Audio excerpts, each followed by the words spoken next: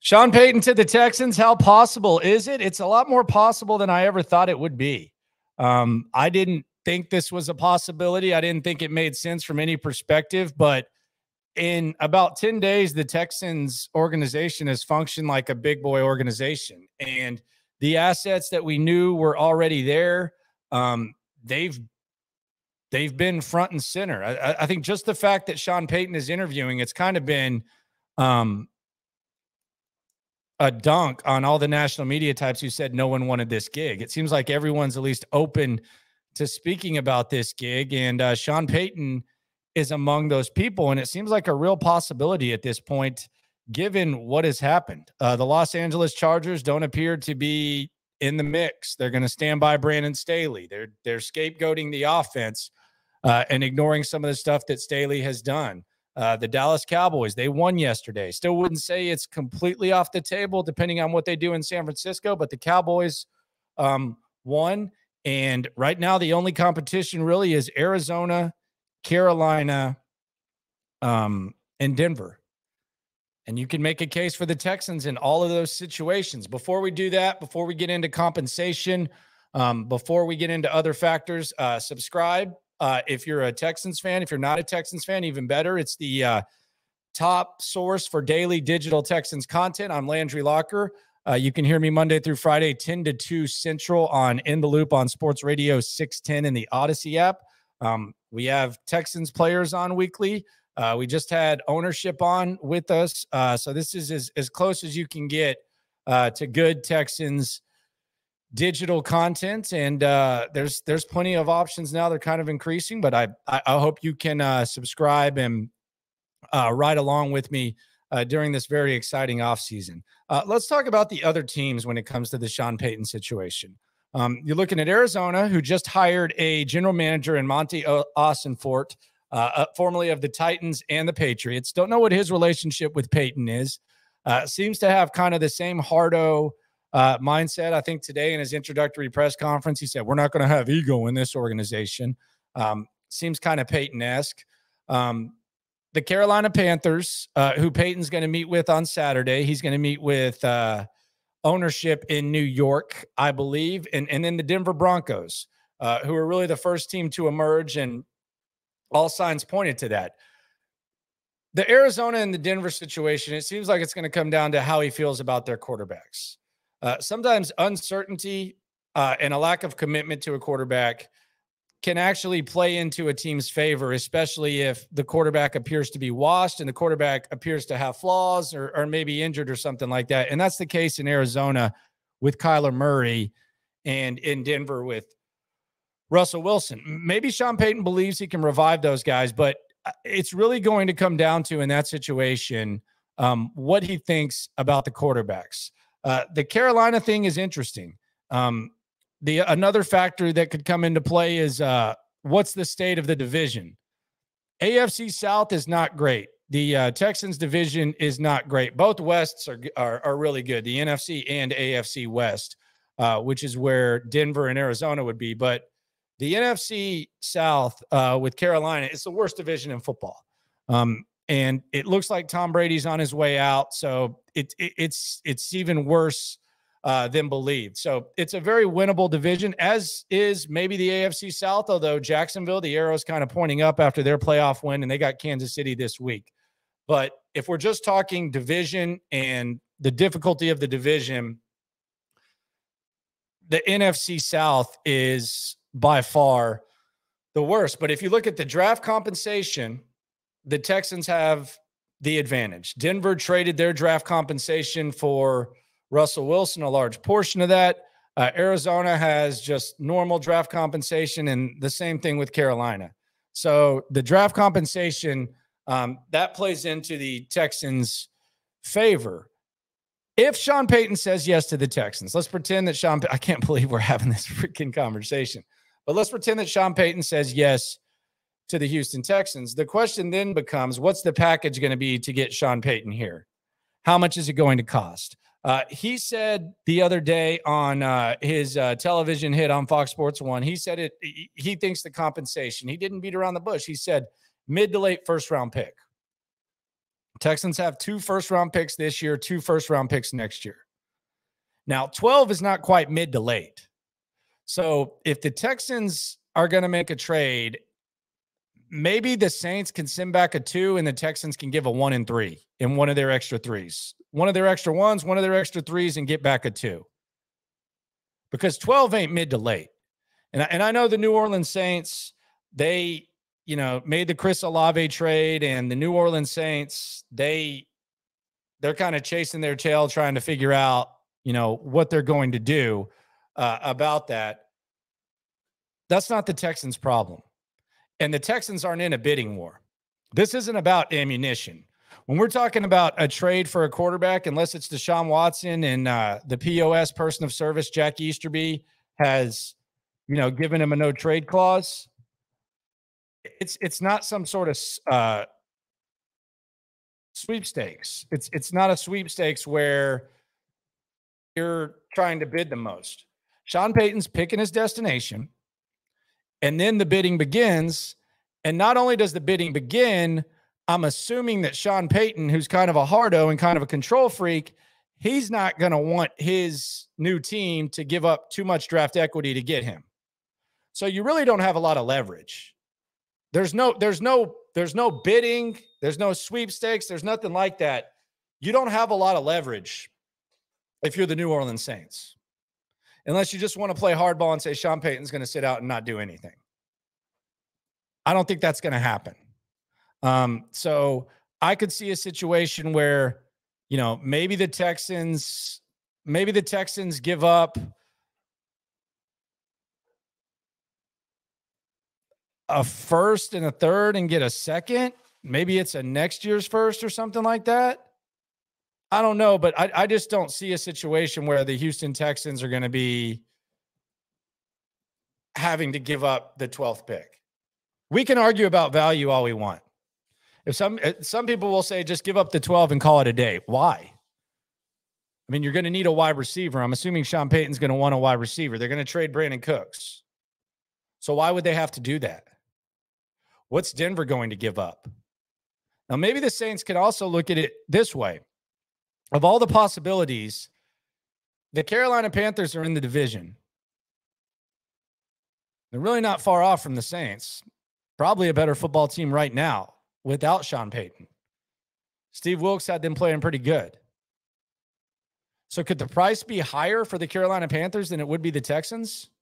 Not necessarily a bidding war, but if Sean Payton picks Carolina, they might be a little bit more, firm in their asking price, I guess you could say. But I'm not giving up a first for Sean Payton. Not without you giving me back a 2 and then I throw a 3 in there.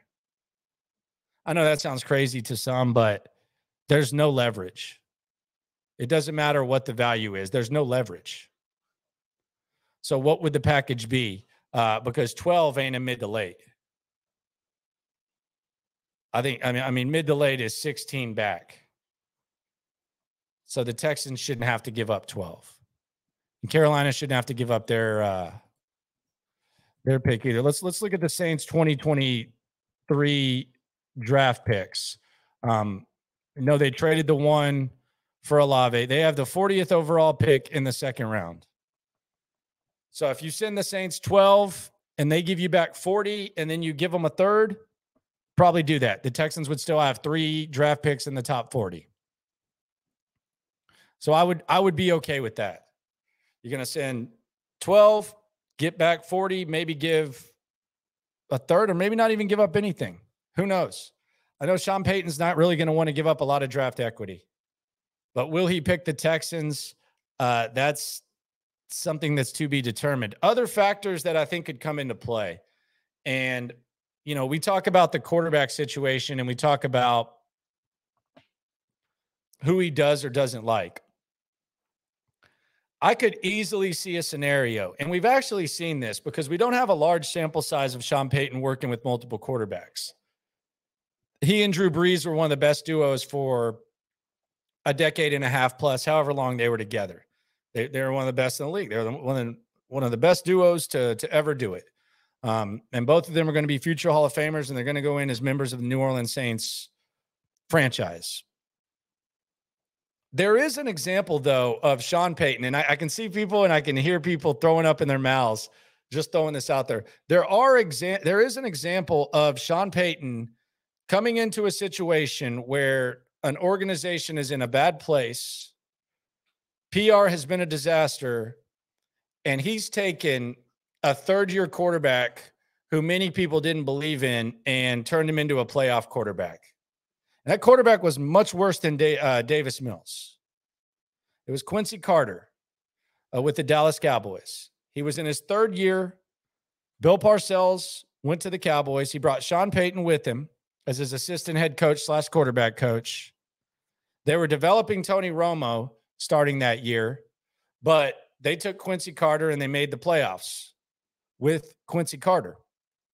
Could Sean Payton maybe, if he doesn't like any of these rookie quarterbacks, could Sean Payton maybe want to work with Davis Mills and hold down the fort for a little bit and see what he can get out of him? I don't know. I just know we have more of an example of that than we do Sean Payton drafting a quarterback and working with him, developing the quarterback, drafting him, and working with him. We've never seen that from Sean Payton, but we have seen him work with a guy like Davis Mills. Other factors, and maybe this needs to be thought of whenever you're talking about what to trade for Sean Payton. And this might go on the side of other people who maybe, just give them pick 12 and call it a day. The end. There you go. Free agents. Maybe free agents would be more willing to come play for Sean Payton. The Texans tax that we talk about that Jacksonville had to pay, where they probably had to pay a little bit more for Christian Kirk than most teams would have and some other guys. Maybe that goes away with Sean Payton, and maybe there's some value in that. And there's definitely value in Sean Payton being able to coach up guys, which we believe he can do, although the majority of the time we saw him with Drew Brees. Bottom line is, I can't believe we're even having this freaking discussion. We've gotten to the point now where it would almost be disappointing for a lot of people if the Texans hired DeMeco Ryans, which is insane. Think about that. Look at this great list of candidates even before Sean Payton, and people are so gassed up and convinced, and I understand it because it does seem like more of a possibility, but people are so gassed up and convinced that Sean Payton is the guy and that he might come here, that if the Texans hire one of these other prime candidates, there'll be a portion of the fan base that's disappointed. What a difference about a week and 2 days makes. You fire Lovie Smith, you go on the attack, you're transparent with your fans. Coaches actually look into what the situation is, and everyone from Jonathan Gannon to Shane Steichen to Ben Johnson to Evero to Brown to DeMeco Ryans to maybe Mike Kafka after he stops being a hardo and coaches the Giants to Sean Payton is willing to speak to the Texans. This has been a very, very, very enlightening week when it comes to the perception that national media has and the reality of the situation. Shouldn't surprise anyone who watches this channel, anyone who follows this team. Not saying it's cool to follow this team. If I were a national media type, I wouldn't follow this team. But despite what Stephen A. Smith says, despite what some other clout chasers say, despite what Tony Dungy says, despite what Needle Dong Johnson at whogivesadamn.com says, this Texans job is a lot more appealing than many have thought. And the possibility of Sean Payton being here, it's a real thing. Will it happen? There's a lot of factors. You got the other teams, you got the compensation, and then you got the other factors that come into play. But it seems like a real strong possibility. I'm still a DeMeco guy. I still like a lot of the other guys, but the more I'm taking a closer look at the Sean Payton thing, the more I'm kind of becoming open to it. And this is the other thing, like the fluid process of making a decision. We talked about this today on the show. Like you look at DeMeco Ryans, and as soon as push comes to shove and you actually have to make a decision, whether it's to buy a car, to buy a house, to go on vacation, like anything, you start to ask yourself, why not? Why would I not do this? That's why you test drive the car. You get excited about it. Then you look down at the paperwork and you start thinking about other things. How long are you going to want to have the car? Is this house going to hold up as well as you think it could? You start weighing other things, and you see that 7 of the 8 remaining coaches are offensive-minded coaches. And you look at some of the offensive situations with defensive coaches. Hell, we just talked about Brandon Staley. Brandon Staley's had a lot of issues. He's kind of that young, innovative defensive mind like DeMeco Ryans. The offense is kind of, I think it's a scapegoat, but the offense has had issues. Look at all the defensive coaches. If you go through all the defensive coaches, Robert Saleh, the offense is a disaster. Bill Belichick, the offense has been a disaster since Tom Brady left. The closer you look at it, the closer you kind of say, okay, are we sure we want to go defensive coach? I would still be okay with it, but that's just the kind of thoughts that happen when push comes to shove. It's one thing to talk about the possibilities, but then as it gets closer, you take a closer look. And as you take a closer look, maybe if you weren't as down with Sean Payton, you start to say, okay, do we want a defensive coach? Is that what we want? Tennessee, Mike Vrabel, not going well. It's just something to think about, and it's something that we never thought would be possible, but it's a real thing, and business is picking up. DeMeco Ryans expected to interview on Friday, and then if the Giants get out, I'm sure they'll talk to Mike Kafka next week, who I'm becoming more and more intrigued by. Subscribe to the channel, like the video, at Landry Locker on Twitter, at Landry Locker on Instagram, in the loop, 10 to 2 Monday through Friday. Official home of the Houston Texans, Sports Radio 610. We got all the players on. We got the coaches. We're going to be at training camp right there front and center, in the mix, in the locker room, very well connected. And I appreciate everyone for riding along during this offseason. I said it was going to be the most important, intriguing, exciting offseason in franchise history. Much like many of us kind of undersold the possibility of Sean Payton taking this gig, I think I undersold just how wild this offseason was going to be, and it's only been about 10 days. No matter what happens, no matter what they do, always remember when it comes to this Texans game, it might not be a fun ride, but regardless, we're always in this together. Have a good one.